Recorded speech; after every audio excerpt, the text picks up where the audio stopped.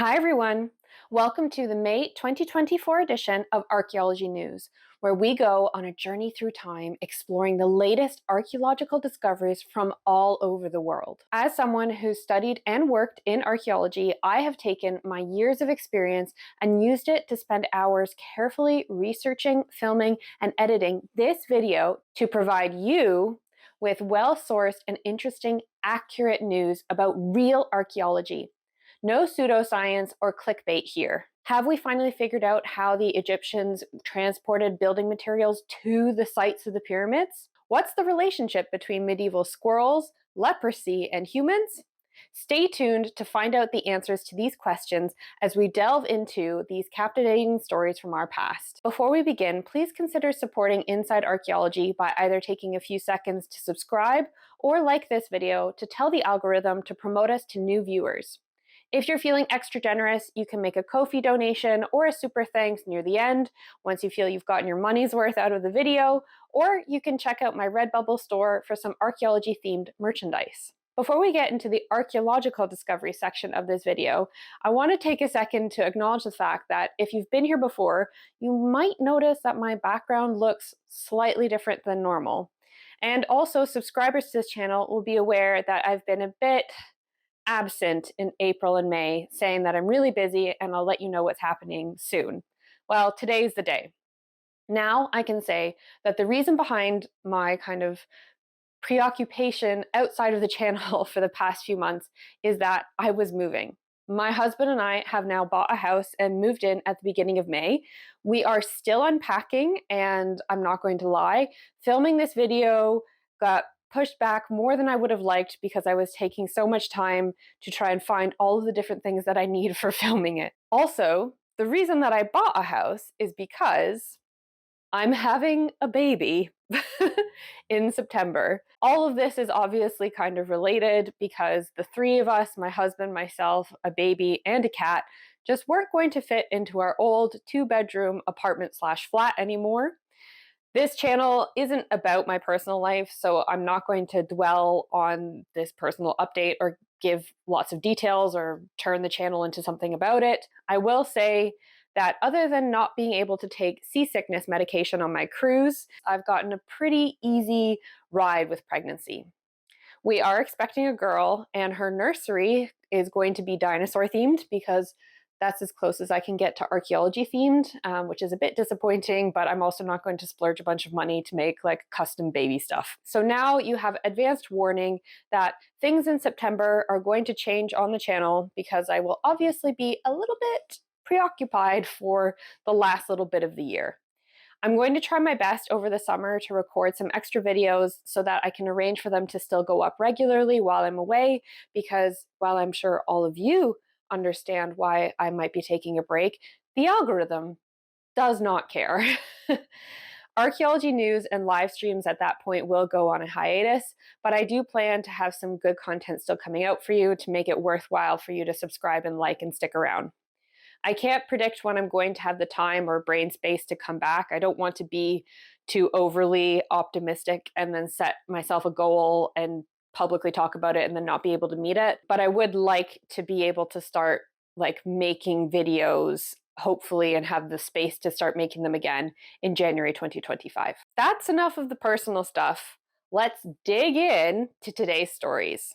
We have 7 features today in our top discovery segment, which are going to be covered in chronological order, starting with those that go the farthest back in time, and we begin with the first-time success of accurately dating a 7,000-year-old prehistoric settlement to a specific year using cosmic rays. Until now, the exact dating of the site of Dispilio in northern Greece had previously not been possible, and this was due to a variety of different building activities that happened on the site in antiquity. For this recent breakthrough, researchers at the University of Bern first used dendrochronology, so that's looking at tree rings, to establish an annual growth ring timeline spanning 303 years, and they did this through analyzing 787 pieces of timber from the site, timber piles as they're called. The identified settlement phases show various house building activities occurring over a period of 188 years between 5328 and 5140 BCE. Researchers in Zurich were then able to detect a spike in the atmosphere's C14 content at that time through using radiocarbon dating of several individually defined annual growth rings. This spike was caused by a massive influx of cosmic rays, presumably due to solar flares coming off of the sun, which deposit extra carbon in the respective year's tree rings that the surge happens. This spike was reflected globally in the annual growth ring chronologies of Siberian larch, American pine, and European oak trees, allowing the researchers to connect the annual growth ring chronology from Dispilio to the anchor point of 5259 BCE, when the cosmic event we know happened. It is now expected that other chronologies for the region from this period can now be linked to the Dispilio chronology in rapid succession.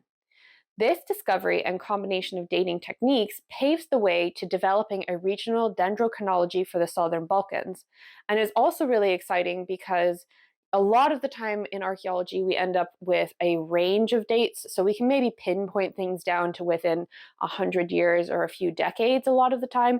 Getting an exact year for something is incredibly rare, so it's really exciting that we were able to use a combination of different dating techniques at this site to come to an exact date. Our next discovery is from roughly the same time period and takes us to nearby Serbia, where a previously unknown late Neolithic settlement near the modern village of Jarkovac has been found. Using geophysics, the site was fully mapped in March of this year. The image you see beside me is the results of that survey, which have revealed that the site covers an area of 11 to 13 hectares and is surrounded by 4 to 6 ditches, making it one of the largest sites of its kind in the region. The deep black, angular anomalies indicate a large number of burnt houses were present. During the field season, the research team also conducted a walkover survey of the surface of the surrounding area and found artifacts which indicate that the settlement represents a residential site of the Vinca culture, dating to between 5400 and 4400 BCE. This site also shows strong influences from the regional Banat culture, which is remarkable as only a few settlements with material from this culture are known in what is now Serbia. Now we go to Egypt, where it has been announced that scientists have discovered that thousands of years ago, the pyramids are likely to have been built along a long-lost ancient branch of the River Nile, which is now hidden under desert and farmland. The idea that ancient Egyptians must have used a nearby waterway to transport materials such as stone blocks needed to build the pyramids is not a new one, but until now, the location, shape, size, or proximity of this mega waterway to the site of the actual pyramids was unknown. For this discovery, a cross-continental group of researchers used radar satellite imagery, historical maps, geophysical surveys, and sediment coring to map an ancient extinct river branch, which they believe was also buried by a major drought and sandstorms thousands of years ago. The now extinct branch, which has been named the Ahrimat branch, and whose path has been reconstructed in the images that you see here, was roughly 64 kilometers long and between 200 to 700 meters wide. It bordered 31 pyramids, which were built between 4,700 and 3,700 years ago. This discovery also helps explain the high density of pyramids between the sites of Giza and Lisht, in what is now an inhospitable area of the desert. And I will also have to add in here that we have yet another piece of evidence now that the Egyptians were able to get stuff to the pyramids fairly easily, much more easily than people assume, and therefore once again supports the idea that the Egyptians built the pyramids and not aliens or people that gave them advanced ancient technology. Now we journey to China, where a luxurious 2,200-year-old tomb has been found in the city of Huainan. It is the largest, highest-ranking, and most structurally complex tomb ever unearthed in the region, and may have belonged to the ruler of the state of Chu, which was one of the 7 warring states whose unification under the Qin state is recognized as the start of modern China. Despite being looted numerous times, the tomb still contained over 3,000 artifacts, which include figurines, musical instruments, bronze goods, everyday utensils, and lacquerware artifacts dating to around 220 BCE. The complex covers an area of over 140 square kilometers and includes sacrificial pits, chariot and horse pits, accompanying graves, and the main burial chamber, which is a large, nearly square, vertical pit tomb with sides that are about 50 meters long. Around the pit, 8 side chambers were found, and a central coffin chamber with several layers of planks covering it. 443 coffin lid planks and the 78 bamboo mats that covered them have been recovered so far. On the planks of the coffin lid were around 1,000 ink-drawn characters that represented the locations and purposes of each side chamber. This is thought to be the highest level ancient Chu state tomb ever excavated. Its vast scale, intricate structure, rich contents, and historical records indicate that it belonged to the ruler King Cao. However, a more accurate determination of the tomb's occupant will require further investigation. Excavation of 4 side chambers to the north and west of the central burial chamber has been completed, while work on 2 additional chambers to the south and east is underway. Our next discovery comes from Carlisle in England, where a program of community archaeological investigation and engagement exploring the city's Roman remains has unearthed a rare archaeological object, a chunk of Tyrian purple dye. Found in the drainage sections of a Roman period bathhouse, it is the first of its kind ever discovered in Northern Europe and possibly the entire Roman Empire. It has been dated to the 3rd century CE, during the reign of Emperor Septimius Severus. Tyrian purple was a color associated with the imperial court of the Roman Empire. For thousands of years, it was the world's most expensive and sought-after color. It's made from thousands of crushed murex sea snail shells, try saying that fast 5 times, and it was phenomenally difficult and time-intensive to produce, and therefore this made it worth more than gold pound for pound. Its presence at this site, combined with other evidence from the excavation, strengthens the hypothesis that the building was in some way associated with the imperial court of the emperor, which was located at this time in York, and this means the site could possibly relate to an imperial visit to Carlisle. Following its discovery, the pigment was further investigated by specialists at the University of Newcastle and analyzed with assistance from the British Geological Society. The analysis showed that the pigment had high bromine and beeswax content, which almost certainly proves that it was Tyrian purple. The discovery is also noteworthy because this color is rarely found in its solid state. Usually it's found after it's been used as paint in wall murals or coffins. Our next discovery is centered on human and animal remains from the city of Winchester, also in England. New research has been published that suggests that leprosy passed between humans and red squirrels in medieval England. Previous research has revealed that people in medieval England, Denmark, and Sweden had a similar strain of leprosy to what is found today in red squirrels in the south of England, with one theory being that the trading of squirrel furs imported from Scandinavia could have been a factor in spreading the disease. The new research used ancient DNA analysis to study strains of leprosy found in samples from 3 people who lived in Winchester between 900 and 600 years ago, as well as a squirrel whose bones were found in a furrier pit in the city dating to between 1,000 and 900 years ago. It should be noted that Winchester was a medieval English city well known for its leprosarium and connections to the fur trade. Through the Middle Ages, there was ample opportunity for transmission of leprosy between humans and squirrels. Squirrel fur was by far the most widely used to trim and line garments in the High and Late Middle Ages. Also, keeping squirrels as pets was popular and is detailed in various sources, from records of episcopal visitations to the purchase of collars and leashes, and the collared pet squirrels that can be seen on the margins of manuscripts. Back to the recent study, it found a close relationship between the squirrel leprosy strain and one newly reconstructed medieval human leprosy strain. In particular, the medieval squirrel leprosy is more closely related to some medieval human strains from Winchester than to that of modern red squirrel strains from England. The finding of leprosy in the squirrel remains is also particularly exciting because it's the first time that an animal host of leprosy in the archaeological record has been found. The results suggest there was transmission of the disease between humans and squirrels, although it is not capable of determining who gave it to who first. The study also has some modern-day implications for people that currently suffer from leprosy, as it has identified that it is perhaps worth having a closer look at any nearby animals to these communities or people that can help identify and perhaps eliminate sources of the disease.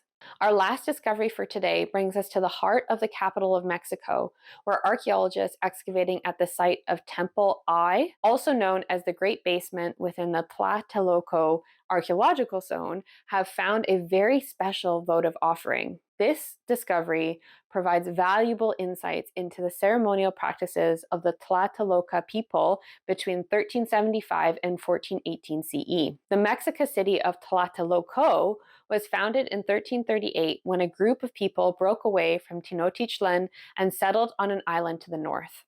It remained independent until 1473 when it became dependent on Tenochtitlan after conflicts. The offerings were found while investigating a crack near the central altar of the Great Basement.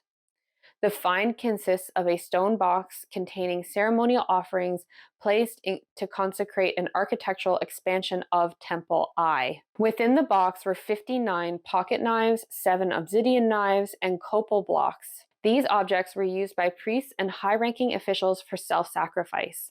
Every component in the offering box has a great symbolic significance and may be connected to gods like Tezcatlipoca, the lord of the smoking obsidian mirror, a major, if not primary, Aztec god. That's it for our top discoveries. Which one was your favorite?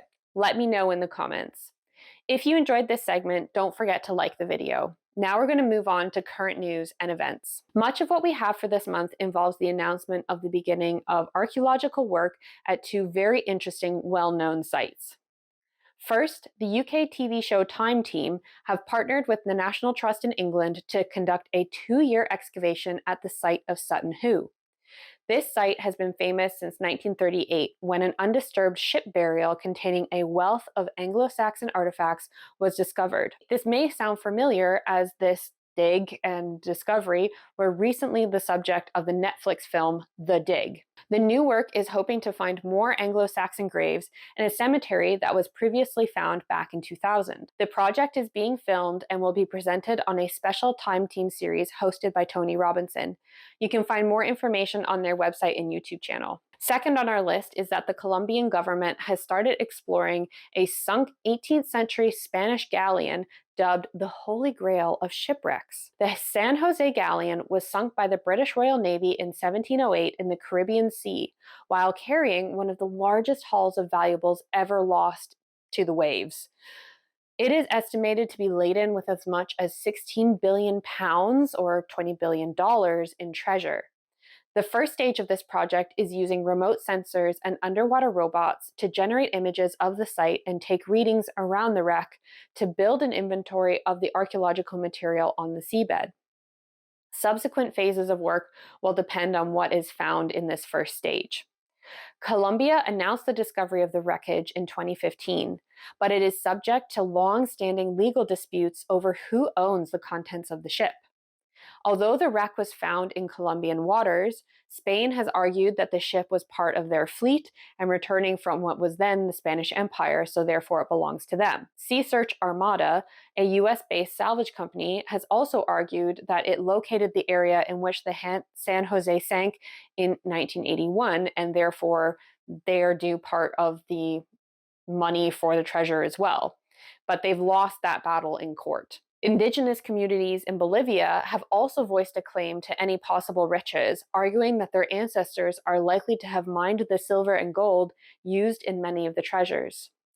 The Colombian Ministry of Culture says the government has self-funded the first stage of this exploration and will not be selling any of the precious artifacts recovered from the work. I'm excited to see what further updates I'm going to have for you from this site when they start to have some actual discoveries to talk about. For our last feature, an auction house has withdrawn 18 ancient Egyptian human skulls from sale. The skulls of 10 men, 5 women, and 3 people of uncertain sex, some of which are listed as of coming from Thebes and dating to around 1550 to 1292 BCE, were listed with a guide price of £200 to £300 for each lot. They were originally collected by archaeologist Augustus Henry Lane Fox Pitt Rivers, who founded the University of Oxford's Pitt Rivers Museum in 1884. These skulls were part of his lesser-known second collection, displayed in a private museum on his estate in Dorset, and some of them were also used in phrenological studies. Phrenology is a 19th century racist pseudoscience that claims that the shape of the skull could be used to infer mental characteristics and was used to justify white supremacy and slavery. After the public outcry about the sale, which was heralded by British MP Bell Ribeiro Addy, the items have now been withdrawn from the auction. That's the end of current news and events. We'll close today talking about archaeology and entertainment and pop culture. The Italian film La Chimera premiered in theaters in May. It stars Josh O'Connor as a British archaeologist who gets involved in an international network of stolen Etruscan artifacts in the 1980s in Italy. While the characters and main story, as far as I could find, are fictional, the phenomenon of tomb raiders, or tombaroli in Italian, looting and selling artifacts from Etruscan tombs and temples in the 80s was a real thing that happened. The film has been well reviewed so far and is currently in UK and Australian theaters.